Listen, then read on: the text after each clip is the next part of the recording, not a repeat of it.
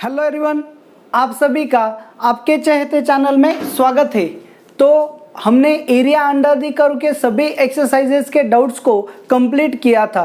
Differential equation भी हमारा जो चैप्टर है वो पूरी तरह से कंप्लीट हो चुका है, सिर्फ उसके एक्सरसाइजेस के डाउट्स जो है वो पेंडिंग है। तो आप सभी से रिक्वेस्ट है कि एक्सरसाइजेस जो है डिफरेंशियल इक्वेशन का जो शीट है उसके लास्ट में जो आपको एक्सरसाइजेस दी गई है डीपीपी है वो पॉइंट वाइज है और लास्ट में एक्सरसाइजेस है, उन सभी एक्सरसाइजेस को सॉल्व करके उसके डाउट्स मुझे सेंड करो। ओके, तो आज हम एक उससे अगले नए चैप्टर की शुरुआत करने जा रहे हैं। तो आज का जो टॉपिक है, आज का जो चैप्टर है जिसे हम फ्रेशली स्टार्ट कर रहे हैं वो है वेक्टर। तो चलो देखो, अब वेक्टर क्या है ये आपको अच्छे से पता है। अब वेक्टर जो है हमें 12th में स्टडी करना है, ये 12th बोर्ड के लिए भी बहुत ही इम्पोर्टेंट है। अब इसकी जगह पे आपने vector, scalars and vector physics में भी स्टडी किया है, सो मेजर पार्ट जो है आपका वो फिजिक्स में हो चुका है। तो इस लेक्चर में मैं आपको वो सभी पार्ट रिवाइज करके देने वाला हूँ ताकि हम जो मैथमेटिकल पार्ट है जो हमारे लिए इम्पोर्टेंट है वो हम कंटिन्यू करेंगे। तो चलो देखो, सबसे पहले हमारे पास जो क्वांटिटीज होती है वो क्वांटिटीज 2 टाइप में डिवाइड की जाती है, और जो क्वांटिटी होती है उसमें फर्स्ट टाइप जो होता है वो होता है स्केलर एंड सेकेंड टाइप जो होता है वो होता है वेक्टर। तो अब स्केलर क्या है एंड वेक्टर क्या है ये आपको अच्छे से पता है, अगर पता नहीं भी है तो इसे अच्छे से देखो। स्केलर्स क्या होता है, जो क्वांटिटी है उसे एक्सप्रेस करने के लिए अगर हमें मैग्नीट्यूड की, सिर्फ मैग्नीट्यूड की ही ज़रूरत होती है तो उसे हम क्या बोलते हैं, स्केलर बोलते हैं। तो चलो देखो, मतलब क्या कि कोई भी क्वांटिटी हो उसे एक्सप्रेस करने के लिए ज़्यादा से ज़्यादा 2 चीज़ों की ज़रूरत होती है, एक होता है मैग्नीट्यूड एंड एक होता है डायरेक्शन। ऐसी क्वांटिटी जो अकेले मैग्नीट्यूड से ही हम अगर एक्सप्रेस करते हैं कंप्लीटली तो वो क्या बनेगी, स्केलर क्वांटिटी बनेगी। ओके, बट कुछ क्वांटिटीज को कंप्लीटली एक्सप्रेस करने के लिए, एक्सप्लेन करने के लिए, उनके बारे में डिटेल्स देने के लिए अगर आपको मैग्नीट्यूड एंड डायरेक्शन दोनों की ज़रूरत होती है तो उसे हम क्या बोलते हैं, वेक्टर क्वांटिटीज बोलते हैं।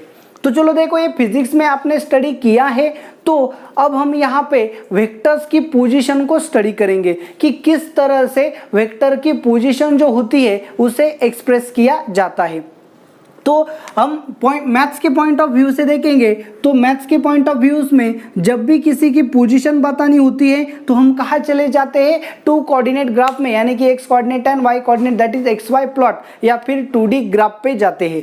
तो चलो देखो, यहाँ पे आपको पता है ये x एक्सिस है, ये ओरिजिन होता है एंड ये y एक्सिस है।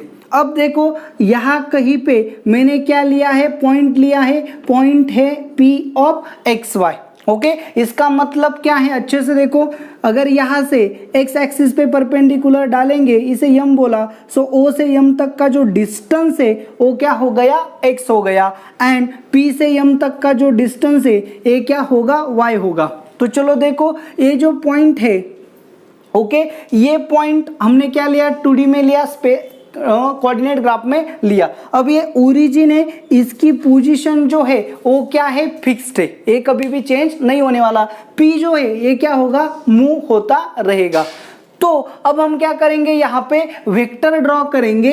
कहाँ से ड्रॉ करेंगे, O से। कहाँ तक ड्रॉ करेंगे, P तक। तो O से P तक हमने क्या किया, एक वेक्टर जो है ये ड्रॉ किया। अच्छे से देखो, तो ये जो वेक्टर हमने ड्रॉ किया है इसे हम कैसे रिप्रेजेंट करेंगे, OP बार, ऐसे रिप्रेजेंट करेंगे। यहाँ पे जो P होगा एक कैपिटल लेटर्स में ही होना चाहिए। अब देखो, बड़ा सिंपल है, हमने वेक्टर कहाँ से ड्रॉ किया है, ओरिजिन से। कहाँ तक ड्रॉ किया है, P तक। तो O जो पॉइंट होगा, ये O कि इस वेक्टर का क्या होगा, इनिशियल पॉइंट, या फिर उसे हम इनिशियल क्या बोलते हैं, टर्मिनल बोलते हैं।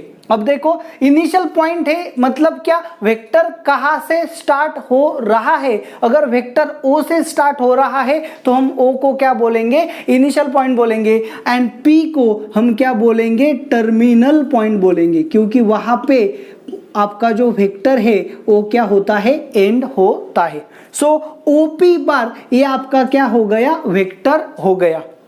अब देखो अच्छे से, सो ओपी बार ये क्या हो गया, आपका वेक्टर हो गया, ओ से स्टार्ट होता है, पी पे एंड होता है। तो ओपी बार मतलब ये क्या रिप्रेजेंट करेगा, आपको वेक्टर रिप्रेजेंट करेगा। उसके ऊपर एरो देना कंपलसरी है क्योंकि ये वेक्टर है। अब देखो यहाँ पे इसे एक्सप्रेस करेंगे। सो अगर P का x coordinate and y coordinate आपको पता है तो OP बार को आप ऐसा भी लिख सकते हो। अब यहाँ पे जरूरी है कि डायरेक्शन, ओके, जरूरी क्या होती है, direction. So along x axis हम क्या करते हैं, एक यूनिट वेक्टर लेते हैं जिसे हम क्या बोलते हैं, आई कैप। कैप मतलब unit vector in the direction of x axis. X axis के अलोंग जो वेक्टर होता है उसे हम क्या बोलते हैं, आई क्या बोलते हैं, यूनिट वेक्टर मतलब क्या, ऐसा वेक्टर जिसका मैग्नीट्यूड क्या होता है, 1 होता है। अब देखो तो अगर P पॉइंट है, ओरिजिन मतलब क्या है, ओ है, P के कोऑर्डिनेट्स हमें पता है, अच्छे से याद रखो। P के कोऑर्डिनेट्स अगर x y है, ओ ओरिजिन है, सो OP बार को हम कैसा लिख सकते हैं, x coordinate into I cap plus y coordinate into j cap. अगर P के कोऑर्डिनेट्स आपने 2 3 लिए होते तो आपका OP बार जो है वो क्या आता, x coordinate that is 2 into I cap plus y coordinate that is 3 into j cap. ये आपका क्या आ गया, वेक्टर आ गया। अब देखो ये ज्यादा जरूरी है कि आई कैप क्या है, j कैप क्या है, ओके ना। सो आई कैप जो है it is unit vector in direction of x axis, in direction of x axis. And j cap क्या होता है, unit vector in direction of y axis. बड़ा सिंपल है, आपका पहले भी फिजिक्स में हो चुका होगा। तो चलो देखो, यूनिट वेक्टर यहाँ पे पॉइंट आया है। What is unit vector, unit मतलब क्या होता है, 1। सो ऐसा वेक्टर जिसका मैग्नीट्यूड क्या है, 1, एंड डायरेक्शन क्या है, जो x एक्सिस की डायरेक्शन है दैट इज हॉरिजॉन्टल। अब देखो अच्छे से कि आई कैप क्या है, आई कैप ऐसा वेक्टर है जो एक्स एक्सिस के अलोंग है, मतलब उसकी डायरेक्शन एंड एक्स एक्सिस की डायरेक्शन सेम है, लेकिन उसका मैग्नीट्यूड क्या है, 1। सो एक्स कोऑर्डिनेट क्या था आपका, x, इसलिए x इंटू आई cap plus y into J cap, ऐसा आपको क्या मिला, OP बार का वेक्टर मिला। तो अगर आपका पॉइंट जो है, पॉइंट चेंज होता रहेगा, अगर पॉइंट आपका क्या है 3 - 2 ऐसा पॉइंट लिया तो OP बार क्या होगा, x coordinate that is 3 into I cap plus y coordinate -2 into J cap. इस तरह से आप किसी भी वेक्टर को रिप्रेजेंट कर सकते हो। वेयर जे कैप क्या है, J cap is a unit vector in direction of y axis. मतलब ये जो y एक्सिस है इसके डायरेक्शन में हम क्या लेते हैं, यूनिट वेक्टर, मतलब उसका मैग्नीट्यूड क्या होता है, 1, डायरेक्शन क्या होती है, अलोंग y एक्सिस। जबकि हम वेक्टर रिप्रेजेंट करते हैं सो मैग्नीट्यूड भी जरूरी है एंड डायरेक्शन भी जरूरी है। तो चलो देखो, इस तरह से कोई भी पॉइंट हमने 2D प्लॉट में लिया तो उस पॉइंट के कोऑर्डिनेट से हम सीधा वेक्टर को रिप्रेजेंट कर सकते हैं, एंड उसकी पोजीशन बताने के लिए हम हमेशा क्या करते हैं, एक इनिशियल पॉइंट, एक फिक्स्ड पॉइंट जो है उसे लेते हैं, ओके ना। और वो जो फिक्स पॉइंट होता है वो ओरिजिन लेते हैं, इसलिए आपका वेक्टर क्या बनता है, OP बार। तो अगर आप इस फॉर्म में लोगे, चलो मैंने क्या लिया यहाँ पे, अच्छे से देखो, कॉन्सेप्ट क्लियर होना जरूरी है। अगर a मैंने लिया -2 -4 तो आपका OA बार क्या होगा, OA bar -2 x coordinate into आई cap plus y coordinate into J cap. तो ये आपका हो गया वेक्टर। तो इसे हम क्या बोलते हैं, पोजीशन वेक्टर बोलते हैं। क्या बोलते हैं, पोजीशन वेक्टर। किसी भी पॉइंट की position with respect to origin express करना ही क्या होता है, पोजीशन वेक्टर होता है। तो चलो देखो, इस तरह से आपका क्या फॉर्म हो गया, पोजीशन वेक्टर कैसे लेना है आपको पता चल गया।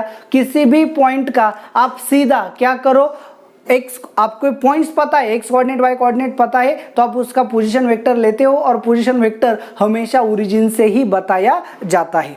अब देखो ये जो पोजीशन वेक्टर है इसे हमने क्या लिया, ओपी बार, इसे शॉर्टली हम क्या लिख सकते हैं, स्मॉल पी बार, ऐसे भी लिख सकते हैं। तो इसका क्लियरली मीनिंग क्या है, पी पॉइंट की पोजीशन फ्रॉम ओरिजिन, यानी कि पी पॉइंट की position with respect to origin, मतलब क्या होता है पी बार। अगर यहाँ पे मैंने क्या लिया, ओ ए बार, सो ओ ए बार मतलब क्या, आप इस तरह से ए बार भी लिख सकते हो।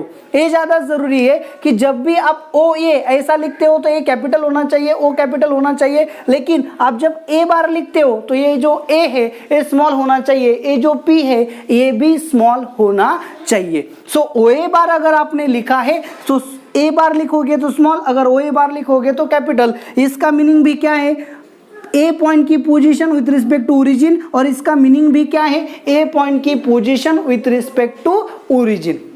इसका मीनिंग क्या आएगा, पी पॉइंट की position with respect to origin. तो चलो देखो, तो जैसे ही आपके पॉइंट आ गया कोऑर्डिनेट ग्राफ में तो उसका पोजीशन वेक्टर आएगा। उसे एक्सप्रेस आप दो वे से कर सकते हो, कैपिटल या स्मॉल लेटर्स में। उसका मीनिंग मैंने आपको यहाँ पे समझाया।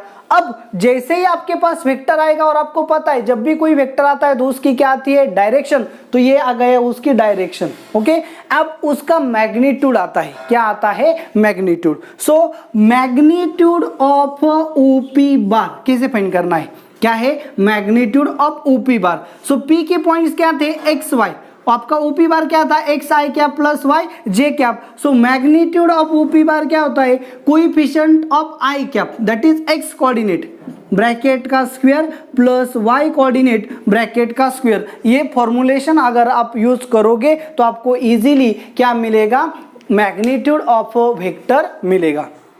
तो चलो देखो, अगर ऐसा है, अच्छे से देखो, अगर ऐसा है तो फिर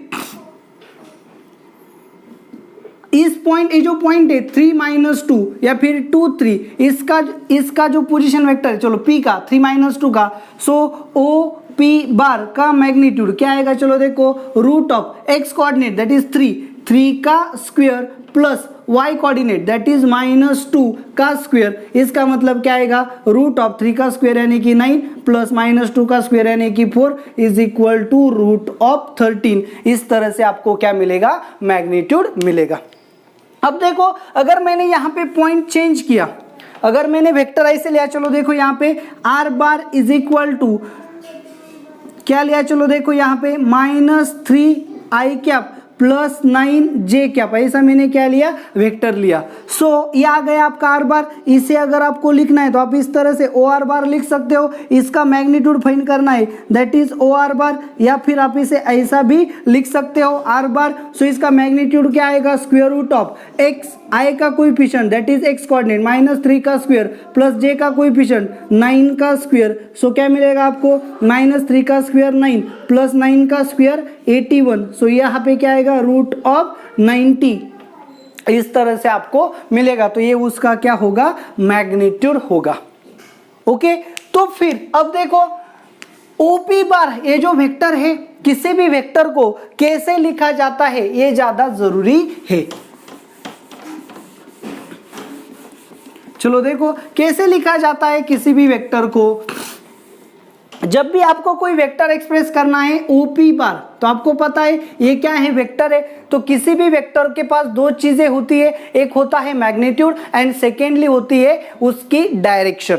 ओके, तो मैग्नीट्यूड ओपी बार का क्या होता है, हमेशा कोई भी वेक्टर अगर आपको लिखना है सो मैग्नीट्यूड इनटू डायरेक्शन ऐसे लिखा जाता है। सो ओपी बार को कैसे लिखेंगे, magnitude of OP bar into direction of OP bar, so OP cap.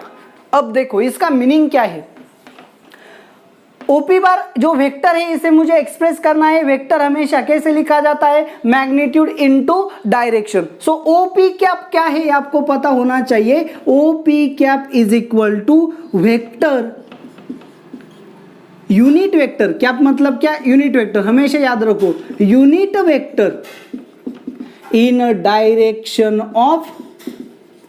Direction of OP bar. तो ओपी कैप ये क्या है, एक ओपी कैप मतलब क्या है कि ऐसा वेक्टर है, यूनिट वेक्टर है, मतलब उसका मैग्नीट्यूड 1 है, लेकिन डायरेक्शन क्या है उसकी डायरेक्शन है जो ओपी बार की डायरेक्शन है। सो ओपी कैप का मीनिंग क्या होगा? Unit vector in the direction of OP bar, मतलब ओपी बार की डायरेक्शन एंड ओपी कैप की डायरेक्शन सेम है, लेकिन डिफरेंस क्या है? सो ओपी कैप का मैग्नीट्यूड क्या है? 1।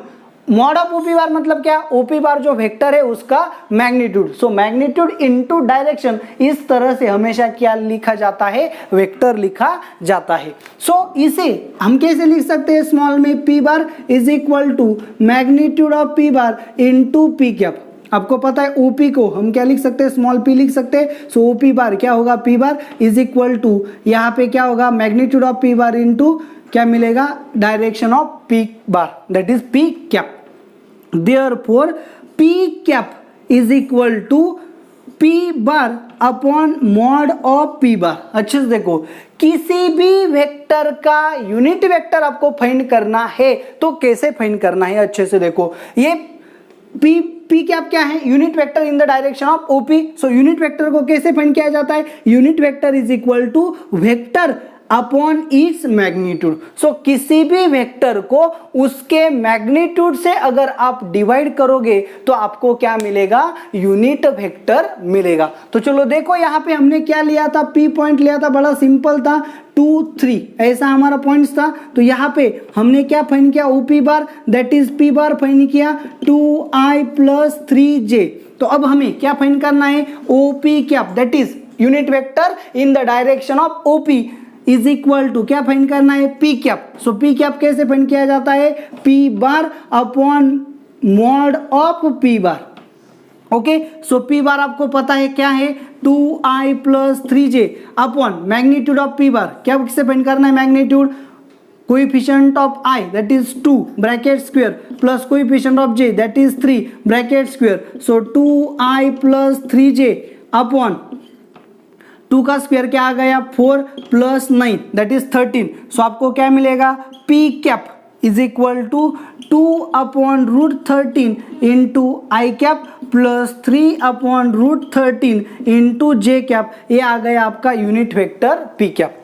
तो चलो देखो किस तरह से आपको कोई भी वेक्टर अगर आपके पास है, अच्छे से देखो, कोई भी वेक्टर अगर आपके पास है तो उसका यूनिट वेक्टर कैसे फाइंड करना है? उस वेक्टर को उसके मैग्नीट्यूड से डिवाइड करना है तो आपको क्या मिलेगा? यूनिट वेक्टर मिल जाएगा। तो ये फॉर्मूला जो है इसे अच्छे से याद रखो। अगर आप इन टर्म्स ऑफ आर लिख सकते हो तो क्या आएगा? R cap is equal to R bar upon mod of R bar. किसी भी वेक्टर का unit vector is equal to vector को उसके मैग्नीट्यूड से क्या करो? डिवाइड, तो आपको यूनिट वेक्टर मिल जाएगा। तो चलो देखो, इस तरह से आपको क्या मिलेगा? वेक्टर्स जो है वो मिलेंगे। तो हमने इस लेक्चर में क्या स्टडी किया? अच्छे से देखो, पॉइंट, उसकी पोजीशन, वहां से पोजीशन वेक्टर, उसका मैग्नीट्यूड, उसकी direction and unit vector in the direction of any vector. तो चलो देखो अब क्या करेंगे, यहाँ पे आगे देखो अच्छे से कि आपके पास जो वेक्टर्स है, इन वेक्टर्स के टाइप्स आपको अच्छे से पता होने चाहिए। ऑलरेडी फिजिक्स में आपके टाइप्स हो चुके होंगे, तो मैं आपको सिर्फ यहाँ पे कुछ नेम बताने वाला हूँ। आपको उसे क्या करना है? रिमेंबर करना है, अच्छे से देखना है। तो चलो देखो, फर्स्ट क्या है? Zero vector, unit vector. Unit vector के बारे में मैंने तो बताया। Equal vectors, parallel vectors, collinear vectors, localised vectors and the इस तरह के जो सिंपल टाइप्स है। देखो अच्छे से फिर से एक बार, zero vector, unit vector, equal vector, opposite vector, parallel vectors, collinear vectors and localized vector. इन सभी वेक्टर्स के डेफिनेशंस जो है वो आपको अच्छे से देखने हैं। मैंने आपको यहाँ पे इसलिए नहीं बताया क्योंकि आपका पार्ट पहले भी हो चुका है। तो चलो देखो, ये जो बेसिक है, इन बेसिक्स को आप अच्छे से कर लो। तो हम आगे के लेक्चर में, इससे आगे के लेक्चर में हम क्या करेंगे? जो सिलेबस है उस सिलेबस को स्टार्ट करेंगे। Thank you very much.